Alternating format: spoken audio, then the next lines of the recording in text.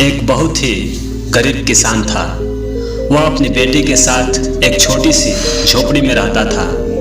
उसके पास खेती करने के लिए इतनी कम जमीन थी कि उसकी फसल को बेचकर भी उसे बहुत ही थोड़े कम रुपए मिलते थे। उन रुपयों से वो लोग ठीक से खाना भी नहीं खा पाते थे। वह राजा के पास अपनी समस्या लेकर आया। राजा बड़ा ही दयालु थे। उन्होंने किसान को अपनी जमीन में से कुछ जमीन खेती करने के लिए दे दी। उन्होंने कहा, यह जमीन तो हमारी ही रहेगी, लेकिन उस पर उगने वाली फसल तुम्हारी होगी। किसान ने राजा को बहुत बहुत धन्यवाद दिया। एक दिन वह खेत की जुताई कर रहा था, तभी उसका हल किसी कठोर चीज से टकराया। उसने वहां खोद कर देखा तो उसे सोने की एक ओखली मिली। किसान बड़ा ही ईमानदार था। उसने अपनी बेटी से कहा, हमें यह ओखली राजा के खेत से मिली है, जिसकी जमीन है उसी की यह ओखली भी है, इसलिए हमको इसे राजा को लौटा देना चाहिए। किसान की बेटी बोली, नहीं पिताजी, आप ऐसा मत कीजिए। आपको सिर्फ ओखली मिली है। यदि राजा ने आपसे इसकी सोने की मूसर भी मांगी तो आप क्या करेंगे? आप इस ओखली को अपने ही पास रख लीजिए।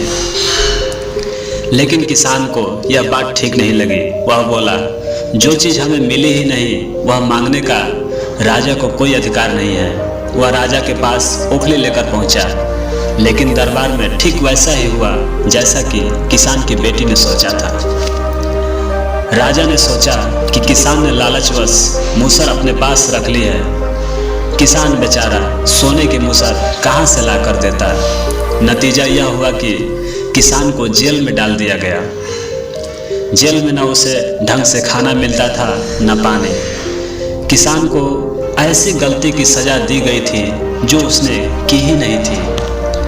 वह खाए पिए बिना निढाल हो गया। लेटे लेटे वह रोता रहता था और कहता था, बेटी की बात मानी होती, काश मैंने अपनी बेटी की बात मानी होती। एक दिन राजा ने उसे ऐसा कहते हुए सुन लिया। उन्होंने किसान से पूछा कि वह ऐसा क्यों कह रहा है। तब किसान ने राजा को पूरी बात बताई। राजा को अपनी गलती का एहसास हुआ। किसान को तुरंत छोड़ दिया गया। किसान की बेटी को राजा ने दरबार में बुलाया। उससे बातें करने के बाद राजा को पता चल गया कि वह कितनी बुद्धिमान है। किसान की बेटी को राज्य के खजाने का मंत्री बना दिया गया।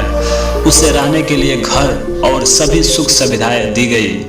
किसान और उसकी बेटी सदा सुख से रहे। किसान को थोड़ा कष्ट, लेकिन अंत में जीत सच्चाई की हुई।